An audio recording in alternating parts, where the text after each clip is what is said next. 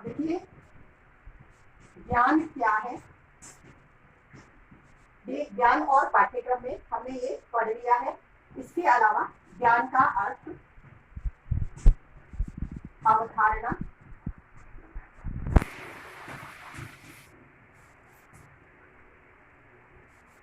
सामान्य और विशिष्ट ज्ञान में अंतर,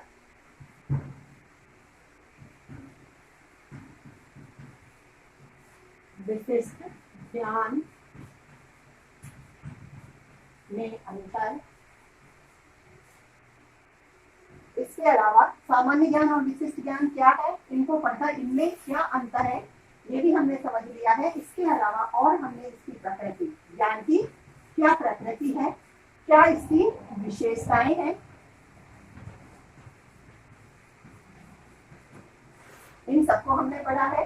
इसके साथ ही अब इससे आगे हम इसकी क्या आवश्यकताएं हैं, आवश्यकताओं को पढ़ेंगे, जिसमें हम आवश्यकता और महत्व के बारे में जानेंगे। ये सब बता देती हूँ, ये सब हम अध्ययन कर चुके हैं। और देखिए अब हम पढ़ रहे हैं ज्ञान की आवश्यकता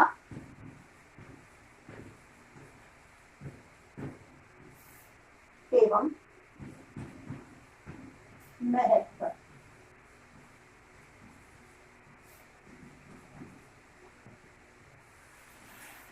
देखो जैसे कि हमने ये लिखा है कि ज्ञान की आवश्यकता एवं महत्व। जो ज्ञान है उसकी हमें क्या आवश्यकता होती है, उसका क्या महत्व होता है, यानी हमारे जीवन में उसकी क्या सदुपयोगिता है, हमें ज्ञान की क्यों आवश्यकता होती है।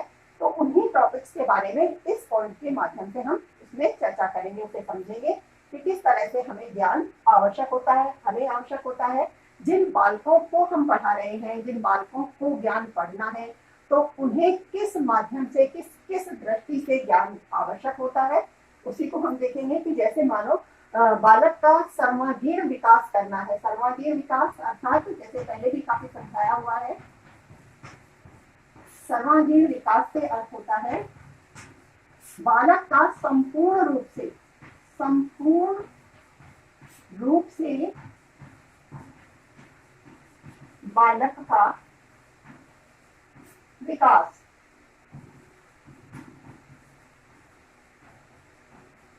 अब देखो इस संपूर्ण रूप से बालक के विकास में कौन कौन से संपूर्ण रूप आ जाते हैं।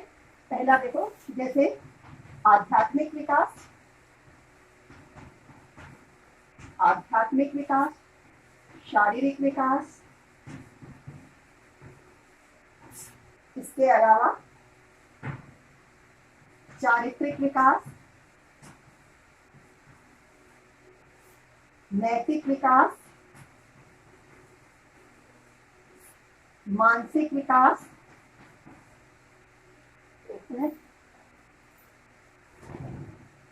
मानसिक विकास, बौद्धिक विकास,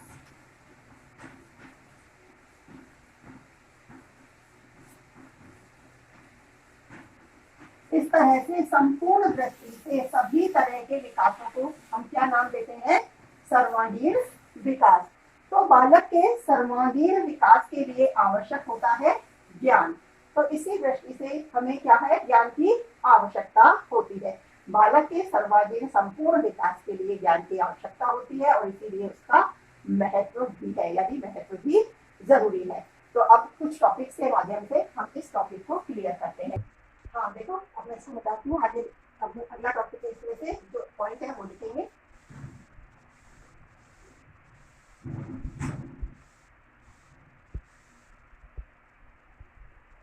हाँ देखिए पहला बिंदु है, जैसे मैंने अभी सभी तरह के विकास की बात की थी, जहां हमने चारित्रिक विकास की भी बात की थी।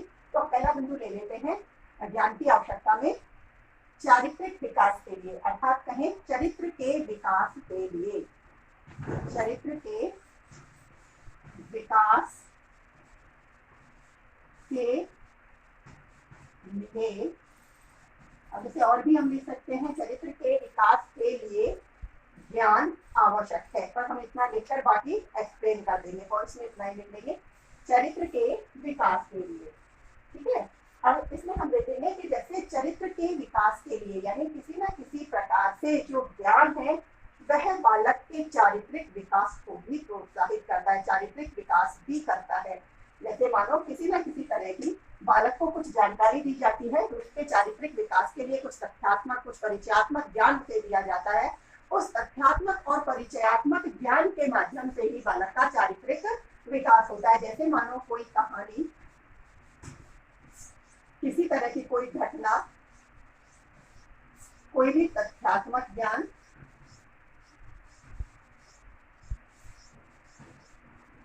या किसी भी दर्शनीय स्थल, किसी भी वस्तु, कई तरह की चीजें हैं जिन्हें दिखाकर, या कोई कहानी है जैसे इन चीजों को, किसी चीज को, घटना को, दृश्य को दिखाना, किसी घटना को सुनाना, इस तरह के माध्यम से किसी न किसी प्रकार से बालक को ज्ञान प्रदान किया जाता है, जिससे उसमें उसी प्रकार की, जैसे हमने कहानी कोई सुनाई है बालक को, किसी प्रेरणास्पद कहानी, कोई मुख्य संदेश देने वाली कहानी सुनाई है, तो उस कहानी से किस प्रकार का संदेश मिल रहा है, उस संदेश के अनुसार ही बालक में उस प्रकार के गुणों का विकास होता है। जैसे उदाहरण के लिए मैं बताऊं कि मैं जैसे मानो बालकों को हम प्रतिदिन कक्षाओं में राष्ट्र के लिए प्रतिज्ञा बुलवाई जाती है। प्रतिज्ञा की कुछ लाइनें हैं जिन्हें बालक रोज बोलता है और उसे वो याद भी हो जाती है, लेकिन फिर भी हम प्रतिदिन बुलवाते हैं। उसका क्या कारण हो सकता है? उसका कारण यही है कि जैसे बालक का मन जो स्वाभाविक चंचल है, वह नया है, बिल्कुल एक तरह से कहें कि उस समय तक उसमें और कुछ नहीं लिखा हुआ है, जो ज्ञान हम डाल रहे हैं वो ज्ञान वह ले रहा है, उससे उसका जो चरित्र है, उसका जो जीवन है, वो उससे एक तरह से निर्माण हो रहा है, उसका जो जीवन है वो निर्मित होता जा रहा है। तो अब हम कहें कि जैसे वो प्रतिज्ञा की 4, 5, 6 लाइनें हैं जिनको वो प्रतिदिन बोल रहा है, तो प्रतिदिन बोलकर वो क्या सीख रहा है, उसके चरित्र में कौन से गुण का विकास हो रहा है? मानो उसमें देशभक्ति का, राष्ट्र भक्ति का भाव अब उसके हृदय में अपने आप उत्पन्न होता जा रहा है। उसके प्रति, उसके मन में, उसके हृदय में अपने राष्ट्र के प्रति समर्पण का भाव अपने आप उसके मन में, जीवन में आता जा रहा है। वो समझ रहा है कि हमारे राष्ट्रभूमि के लिए, हमारी मातृभूमि के लिए हमें किस प्रकार से करना है। यह हमारी मातृभूमि है, माता के समान है, तो किस प्रकार उसके मन में उसके प्रति भाव उत्पन्न हो रहे हैं। प्रतिज्ञा प्रतिदिन बुलवाने का यही मतलब है कि जैसे उसके चरित्र में कोई ना कोई देश की भक्ति के भाव उसमें उत्पन्न हो रहे हैं।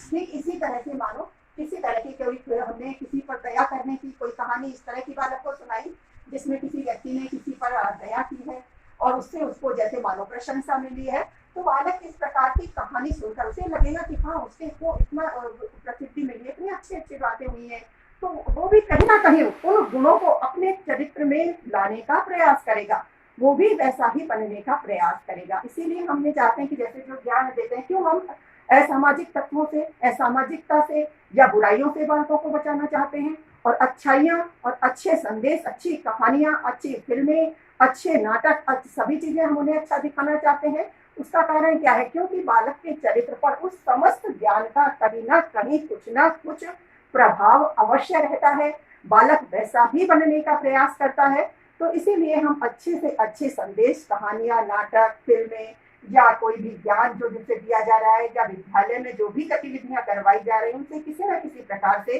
कोई ना कोई वह अच्छे कार्य सीख रहा है, अपने जीवन में अच्छे नैतिक गुण ला रहा है, परोपकार सीख रहा है, सहनशीलता सीख रहा है, दया का भाव उसमें आ रहा है। तो ये सारे गुण किसके माध्यम से आते हैं? इन कहानी, घटना, कोई ना कोई तथ्यात्मक ज्ञान दिया जा रहा है।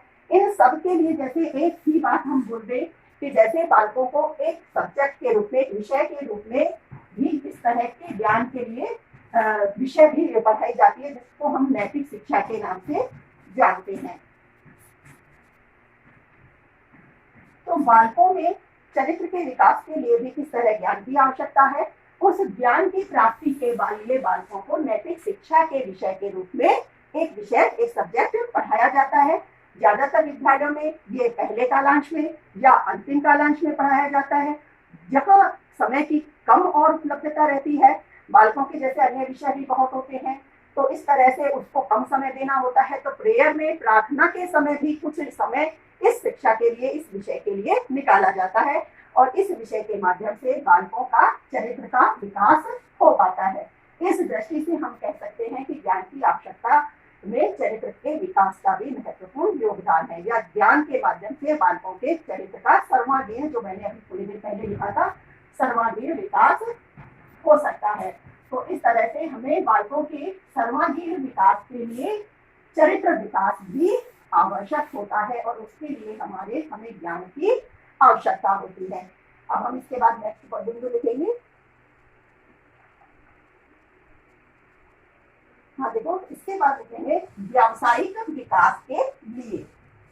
जैसे चारित्रिक विकास आवश्यक है, केवल चारित्रिक विकास से ही हम हमारा जीवन है उसे संपूर्ण नहीं कर सकते, इसलिए उसके लिए और आवश्यक है कि हमें व्यावसायिकता भी उसमें हम सीख पाए। तो व्यावसायिकता के लिए, व्यावसायिक विकास के लिए भी हमें क्या आवश्यक होगा? ज्ञान आवश्यक होगा। इसलिए नेक्स्ट बिंदु में हम समझेंगे व्यावसायिक विकास के लिए। व्यावसायिक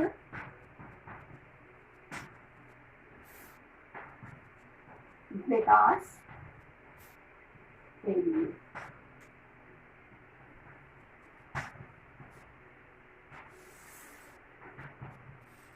देखिए, व्यावसायिक से अर्थ, जैसे जो नाम से वैसे समझ में आ रहा है, सब समझ भी गए हैं, व्यवसाय से है। और व्यवसाय से अर्थ क्या है? कोई ना कोई ऐसा कार्य जिससे हमारा आजीवन, या कहें कि आजीवन है वो पूरा अच्छे से हो सके, या आजीविका हमारे लिए प्राप्त हो सके। तो इस आजीविका के लिए कोई ना कोई व्यवसाय आवश्यक होता है, और उस व्यावसायिक विकास के लिए हमें किसकी आवश्यकता होती है? वही ज्ञान की आवश्यकता होती है।